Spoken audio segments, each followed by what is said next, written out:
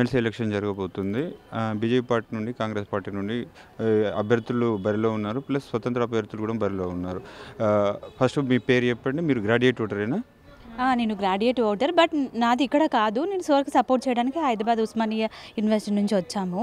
Because ఏంటిదంటే sir అక్కడ winner publication అనే ఒక వ్యవస్థను స్థాపించి నిరుద్యోగులకి సపోర్టివ్గా ఉంటూ మాకు అంటే హెల్ప్ఫుల్గా ఉండి ముందుకు ఒక ధోరణి నడిపించుకుంటూ వచ్చారు. కాబట్టి ఈరోజు ఎవరైతే ఇండిపెండెంట్ అభ్యర్థి అయిన ప్రసన్న హరికృష్ణ సార్కి మద్దతు తెలపాలని చెప్పేసి మేము అంత దూరం ఒక 3 hours జర్నీ చేసి ఇంత దూరం రావడం అయితే జరిగింది.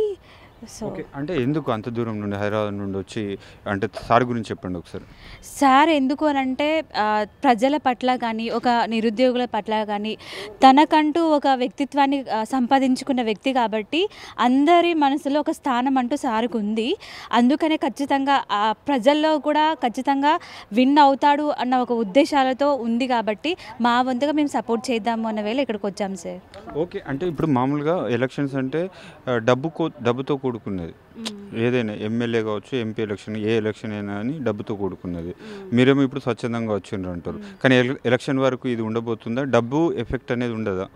ఈ రోజుల్లో డబ్బు మందు కోసం ట్రీట్ చేసే ప్రజలే ఉన్నారు. కానీ స్వతంత్రంగా ఖచ్చితంగా 100% ఎలాంటి డబ్బు పెట్టకుండా కూడా సార్ గెలుస్తాడన్న హోప్ అందరికీ ఉంది. బికాజ్ ఎందుకంటే సార్కున్న పేరు అలాంటిది కాబట్టి డెఫినెట్లీగా విన్ అవుతారు సార్. ఎందుకంటే నేను పార్టీల గురించి మాట్లాడాలనుకోవడం లేదు, ఎందుకంటే అది వాళ్ళ వ్యక్తిగతం. బట్ ఇండిపెండెంట్గా వచ్చిండు కాబట్టి సార్కున్న నేమ్ ఎక్కడికి పోదు, అదొక స్థానంలో నిలబడుతుంది.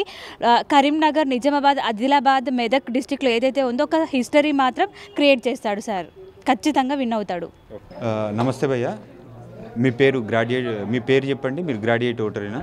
Graduate voter Ramesh Goud. ఏ ఊరు? సైదాపూర్ మండల్ దుద్దనపల్లి. ఏ నియోజకవర్గం? మాది ఉస్నాబాద్ నియోజకవర్గం. ఉస్నాబాద్ నియోజకవర్గం.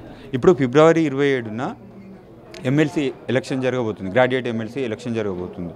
సో మీరు ఒక గ్రాడ్యుయేట్ ఓటర్ కదా, మీరు ఏం వర్క్ చేస్తారు చెప్పండి. ఏం వర్క్ చేస్తారు? సాధారణంగా మేము దాదాపుగా ఈ 2 దశాబ్దాల నుంచి తెలంగాణ ఉద్యమంలోనే పాల్గొనడం జరిగింది. మరి మేము తెలంగాణ రాష్ట్రం తెచ్చుకోవడం విద్యారంగంలో కానీ, ఉద్యోగ రంగంలో కానీ, రాజకీయ రంగంలో కానీ మాకు పరిపాలన వికేంద్రీకరణ జరుగుతుందనే ఆలోచన కొద్దీ మరి ఉమ్మడి రాష్ట్రం నుంచి తెలంగాణ రాష్ట్రాన్ని ఏర్పాటు చేసుకోవడం జరిగింది.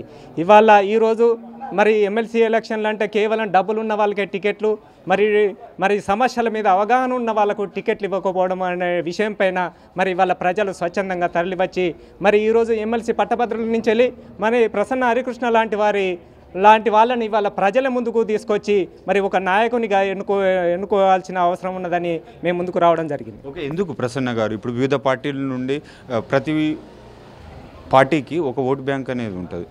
సాధారణంగా రాజకీయ పార్టీ అభ్యర్థులు ఎవరికైతే మద్దతు ఇస్తారో వారికి గెలిచే అవకాశాలు ఎక్కువగా ఉంటాయి. మీరేమో స్వతంత్ర అభ్యర్థి ప్రసన్న గారు అంటున్నారు, ఎందుకని? గెలిచే అవకాశాలు ఎలా ఉంటాయి? విద్యా వ్యవస్థ మీద సమగ్రమైనటువంటి అవగాహన ఉన్నటువంటి వారికే మనం ప్రథమ ప్రాధాన్య ఓటును ఇస్తాం. సమస్యల మీద విద్యా వ్యవస్థ మీద అవగాహన లేనటువంటి వాళ్ళు కేవలం డబ్బు, కేవలం కార్పొరేటు ఇవాళ విద్యను ఏ విధంగా చేసుకున్నారంటే అమ్ముకోవడం. వీళ్ళు ఇవాళ కార్పొరేట్ విద్య ఎట్లున్నదంటే వీళ్ళు ట్రస్ట్ల పేరు మీద ఏర్పాటు చేసుకొని ఇవాళ మొత్తం దోపిడీ చేస్తున్నారు.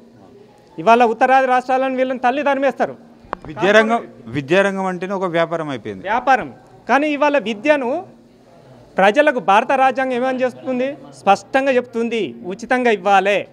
కానీ ఉచితంగా ఇవ్వాలి నువ్వు మామూలుగా మేము 91-92లో విద్యార్థిగా ఉన్నప్పుడు మామూలు ట్యుటోరియల్గా చేసుకున్నటువంటి వాళ్ళు ఇవాళ 1000 కోట్లకు ఏ విధంగా ఎదిగినరు అనేది మనకు స్పష్టంగా తెలుస్తుంది.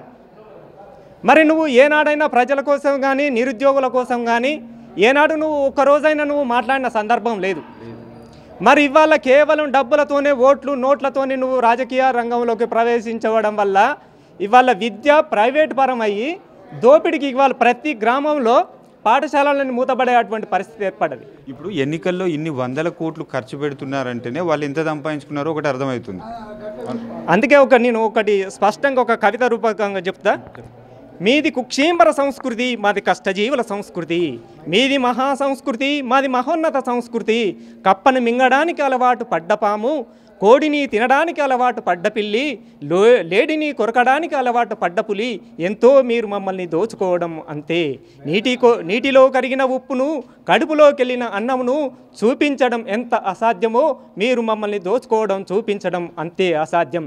అందుకే మేము పట్టభద్రులకు ఈ నియోజకవర్గంలో మరి ఒక సామాన్య వ్యక్తిని, ఒక ప్రజానాయకునిగా మేము తయారు చేయబోయేటువంటి నాయకుడే ప్రసన్న హరికృష్ణ గారని తెలియజేసుకుంటున్నాను. గెలిచే అవకాశాలు ఎలా ఉంటాయి? ఎందుకంటే మామూలుగా ఎన్నికలు అంటే డబ్బుతో కూడిన పని, ఏదైనా కానీ ఖర్చుతో కూడుకున్నది. అంటే ఇప్పుడు మిగతా అభ్యర్థులు మీరు చెప్పినట్టు చాలా బలంగా ఉన్నారు ఆర్థికంగా అని అంటున్నారు. తనేమో ఉన్న జాబుకు రిజైన్ చేసి వచ్చాడు. గెలిచే అవకాశాలు ఎలా ఉంటాయి? డబ్బు ప్రభావం ఉంటుందా ఉండదా? డబ్బు ప్రభావం అనేది ఉండదు. ఎందుకంటే సామాన్యమైన ఓటు, ఇప్పుడు మనం జనరల్గా ఇప్పుడు విలేజ్లలో పోతుంటే అన్ఎడ్యుకేటెడ్స్ ఎక్కువ ఉంటారు కాబట్టి వాళ్ళ మద్యమో మాంసమో లేకుంటే డబ్బులకు ఇచ్చి ప్రలోభాలకు గురి చేసి ఓట్ల ద్వారా కొనుక్కునేటువంటిది కొంత పర్సెంటే ఉంటుంది, అది కూడా. కానీ ఇక్కడ అసలే ఉండదు. ఎందుకంటే నువ్వు 1000 కోట్లు నువ్వు ఎన్ని ఖర్చు చేసుకున్నా కానీ గెలిచడానికి అవకాశం లేదు. అందుకే బాబాసాహెబ్ అంబేద్కర్ గారు ఏమన్నారంటే 1 మ్యాన్ 1 వాల్యూ 1 ఓటు. కోటీశ్వరుడైనా కానీ పూరి గుడిసెలు ఉన్నవానికి కూడా సమానమైనటువంటిది హక్కే ఓటు హక్కు. ఈ వజ్రాయుధంతో ఈ రాబోయే ఎలక్షన్లలో కరీంనగర్ నియోజకవర్గంలో పట్టభద్రుల నుంచి అభ్యర్థిని గెలిచి చూపెట్టుతామనేది మేము స్పష్టంగా తెలియజేసుకుంటున్నాం. అంటే ఒకటి చెప్పండి, అంటే ఇంత కాన్ఫిడెన్స్గా చెప్తున్నారు కాబట్టి ఈసారి గ్రాడ్యుయేట్ ఎమ్మెల్సీలో చరిత్ర సృష్టించబోతున్నారా గ్రాడ్యుయేట్స్? తప్పకుండా చరిత్ర పునరావృతము.